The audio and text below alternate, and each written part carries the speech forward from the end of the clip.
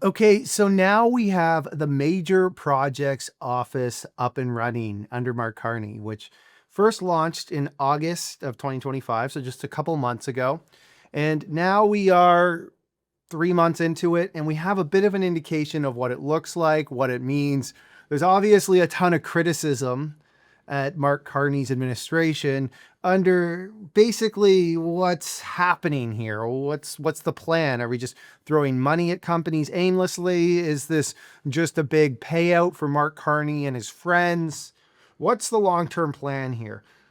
Everybody in the media is under this understanding that Canada's got all these minerals in the ground, but the big reason that they're not moving forward is that, well, there's a bit of a lack of investment, but there's also these huge regulatory hurdles that have prevented them from happening. So Carney created the MPO, or the Major Projects Office, with the goal of streamlining the regulatory hurdles, helping these various companies and projects seek financing. And the idea is that there's supposed to be a bit of a concierge service that's going to help move these projects forward, whether that's regulatory or financing needs. So the office has made 2 sets of referrals. They're calling them tranches. And to date, we have 11 projects that have been referred to the Major Projects Office. 5 of them are mining. 2 of them are LNG, I guess we could call them terminals. 2 of them are sort of clean infrastructure projects. And then we've also got the terminal container project in Montreal and a transmission line for Northwest BC. So we are a mining channel. So I'm mostly going to get into the mining projects here, but let's just quickly touch on some of the other ones like the LNG projects. LNG Canada Phase 2 and the KSI Lism's LNG project. So first off, if we just look at LNG Canada Phase 1, the Canadian government gave about $1.4 billion in support towards having that built, which is effectively a tolling facility where they get paid $3 per MMTU to process the natural gas that's owned by the big oil companies like Shell and PetroChina, to name a couple. This project, I know that there is a little bit of skepticism when people hear that the Canadian government gave financing towards this project to the tune of $1.4 billion. But first off, that didn't come in the form of actual cash payments. It came in the form of tax incentives and tax credits. So you can give a little bit to big oil there. I think that that's perfectly reasonable when we think about how this project's expected to have a 40-year life. And it's expected, at least in the near term, if LNG prices hold and it just can maintain operation at that $3 per MMTU tolling rate, it's going to bring in somewhere in the ballpark of $500 to $700 million a year in tax revenues for the country.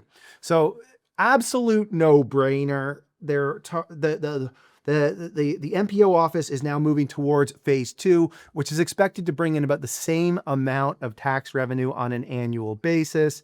And then there's also the KSI Lism's LNG project, which is sort of a floating LNG facility in the Golden Triangle. And it's also going to bring in somewhere in that ballpark in annual tax revenues. I think that this is an absolute slam dunk of a project. I know that there is some uncertainty between now and 2030. There's supposed to be about 40% more LNG coming online. So we don't know how the pricing is really going to hold up when it comes to getting this natural gas to places like Japan, South Korea, China, Europe, etc. We don't, but I think that that's a pretty good bet, even when we look back at LNG Phase 1, where there was that $1.4 billion in support towards a project that's going to generate around $500 million a year in tax revenue. To me, that sounds like a slam dunk. Even if prices don't hold, you got to make some bets. And I think that these are pretty good ones, and it's something that the government should prioritize and try to move forward. Okay, let's hop into the mining side of things, which is primarily what we cover on this channel. Let's start off with the Matawinie Graphite Project, which is owned by Nouvo Mande. So I think that the part that I find most interesting about what we've heard about what the MPO is going to do for them is this idea of a price floor to the tune of $1,500 per ton graphite on 30,000 tons per year. As I understand it, the price of graphite is currently trading well below that, And should the price of graphite slip below $900, the project's basically stillborn. And this is a big problem for junior mining in Canada. So we have all these projects they're able to finance and fund most of the way through. Their underlying commodity collapses and suddenly they're dead on the vine, only to end up in insolvency court with a new junior mining company to buy them. And the cycle just repeats with nothing really ever getting done. When we look at the reasons that China is so far ahead of the rest of the world when it comes to mining, is that China is a command-based economy, and if they want a project to move forward, it's going to move forward. Now, they also have other advantages when it comes to mining, such as they don't really care so much about labor rights. They don't really care that much about pollution and the environment. There's no such thing as working with indigenous groups in China. It's basically, if we want something to happen, it's going to happen. Oh, and they also have over 1 billion end users to sell stuff to, which makes it so that it's kind of the perfect storm. Canada still has to rely on other countries buying a great deal of these materials in order for this stuff to work. All that being said, I know that there are going to be skeptics out there that say that they don't like seeing the government put money into projects, picking winners and losers and pretending that they're hedge fund manager, because this normally ends in disaster. And I think that's a lot scarier when they are talking about saying writing a $100 million check for a project to move forward, that the company might misallocate that capital and it might end up just being a complete disaster. And that's fair. The thing I like about the price floor is that the company's still incentivized to be as productive as possible, because they just have a really good offtake agreement that means that they can make money selling at $1,500 a ton. Now, as I understand it, the price of large flake graphite is currently trading closer to $1,000 a ton. So it's not really the most attractive project in today's price environment. And should the price fall below $900 a ton, well, Nouvo Mande is in a bit of trouble. The project just basically doesn't make any sense. So price floors are something that if the West wants to get serious about mining and creating these battery metals, something that we have to think about. And I think that it's absolutely the right approach. Now, for those of you who say, well, I don't want the government spending money on any of this stuff, we have to accept the fact that governments are running huge deficits. They don't care about fiscal prudence, and they're going to be spending money regardless. Once we accept that that is the case, I think we can look at it a little bit differently and say, hey, if they're stockpiling graphite with people in Quebec doing productive things, and who knows, the price of graphite could go up. There could be some technology that needs it at a much higher clip. We don't know. It's not a terrible bet. There are worse ways to burn through money. We saw Justin Trudeau spend, there's one article in the Winnipeg Sun that says that he spent $11 billion on gender programs outside of Canada. I can't wrap my head around that. I think most of us, when we hear that, we initially think, okay, well, that money's more than likely going to go towards money laundering. And we don't know that. I mean, it could be going to this. We don't, but we just don't know. That's a problem. And when you hear about these huge government transfers going abroad, it just doesn't really make a whole lot of sense. So look, if the government's going to start spending money all willy-nilly and running huge deficits, at least we're going to do it on productive things. And I think price floors for companies like Nouvo Mande are a great start. We also have the Red Chris mine, which is owned and operated mostly by Newmont, who has a 70% stake. That is in the Golden Triangle, where there's also a transmission line project that's one of the 11 chosen projects that I believe will work its way into this mine, which will make the mining a lot cleaner. And it's going to go towards creating a bunch of jobs, which will go towards creating a whole bunch of tax revenue. Hard to complain about that.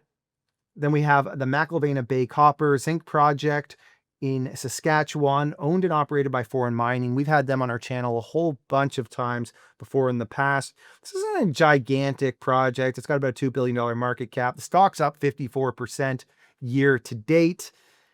Got to say that from talking with the company, I got the sense that they were very frustrated under the Trudeau government with how hard it was to get through the regulatory red tape, as they say.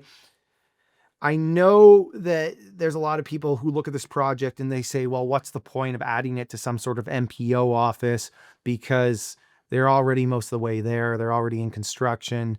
This is just basically a PR opportunity for Mark Carney. And to be honest, that's not completely unfair, but there's still a lot of stuff that does happen, that does have to happen from a regulatory standpoint. So if this office is going to start moving stuff forward, it's probably better to find that low-hanging fruit and find projects that just kind of need to do those final pieces of regulatory work, getting all those final operating permits in place. I mean, look, is the MPO office going to do much for them? Or the MPO, is it going to do much for them? I don't know. But I think that, okay, at least they're acknowledging that we have a very important project to the province of Saskatchewan. It will generate significant tax revenue for both the province and the country. And whatever the MPO can do for foreign mining is probably a good thing. So I'd be more upset if it wasn't on the list than that it is. We also have the Sisson tungsten-molybdenum mine, which is, I believe, in New Brunswick, owned and operated by Northcliffe Resources. The stock, by the way, is up 900% this year. The breakdown of the revenues based on the 2013 feasibility study is that it's expected to produce about $6 billion of tungsten, $1.6 billion of molybdenum. Tungsten's obviously in demand with China trying to hold back rare earths. So this is a project that I think Carney's also trying to be a little bit strategic about making sure that he's spreading these projects around the country. Is it a little bit early stage for something like this? I don't know. They also have gotten $8.2 million in government funding as part of the announcement. They've also got about $21 million from the Department of Defense from the US. So ultimately, after they got that big check from the US Department of Defense, I think it almost put Carney and this new office in a position where this absolutely had to make the list. If it wasn't on the list, it would have been a tremendously bad look for Carney. So this project makes sense. In my opinion, it should be on the list. Then we have the Crawford Nickel Project, owned and operated by Canada Nickel. Mark Selby has also hopped on our channel a few times in the past. This is probably more of an iron project than a nickel project, but from a capital markets perspective, it is a lot more attractive to present it as a nickel project because that's a battery metal. Based on today's pricing and their last feasibility study, this is the numbers I calculated back to the napkin. It's about $21 billion in nickel, $36 billion in iron, and about $7 billion of chromium. So most of it's iron chromium as compared to nickel. But still, this project is expected to create a tremendous amount of jobs. They have it as 1,000 jobs listed in the news release with a 41-year mine life.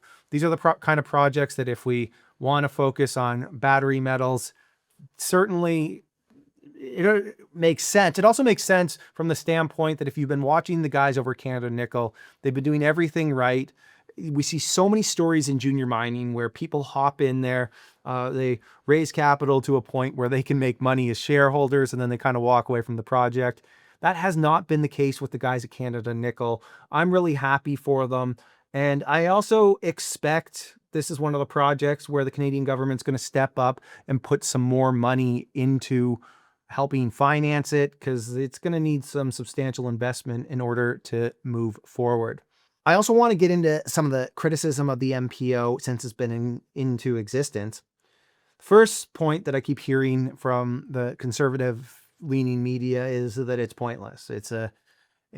How it works is the government refers a project to the MPO then approves it, and then they send it back to the government. So it's almost like we have just created a regulatory office for no purpose, and it's just a PR opportunity for the Liberals and Mark Carney, and that means that it's just a pointless exercise. I think that could end up being the case. That absolutely could end up being the case. But I also don't like looking at the world from the lens of blue team good, red team bad. I like looking at it from the lens of, hey, we do have minerals here in Canada. We do want to get them to the rest of the world, and we do want to use it as an engine for productivity for the country. Understanding that we have to do things a little bit differently here. So what we really want to see out of this office is that they continue to add projects, they continue to show their value, and they continue to grow. At this point, it's been 3 months. Has a lot happened? Well, I actually think yes. They've added projects, they've introduced a price floor for Nouvo Mande, and they're just getting set up. So we could revisit this in 6 months and look at how much progress has actually been made. And then it's going to be fair to evaluate it and say, okay, this was just another PR press release opportunity for the Liberal government. And it's absolutely completely pointless exercise that's just going to result in more money towards the deficit and not a whole lot of stuff getting done. That being said, there has been stuff that is positive that has been happening. So let's hope that there is more of this. Another criticism is that in this case, when we look at how it's been rolled out, they're just playing favoritism and picking projects, not necessarily creating regulations that works for everybody in mining. I do think that that is a fair criticism. Okay. There are lots of interesting projects out there. How are we handpicking them? Does that make sense to be handpicking them? Or should we just be streamlining processes so that everybody who's able to go and raise money via the private markets for a project that is merited gets the same treatment? So I don't think that that's necessarily an unfair criticism. One of the other criticisms is that this is just such a resource heavy focus, and it's not really going to make much of an improvement to everyday Canadian lives and livelihoods. I totally disagree with that.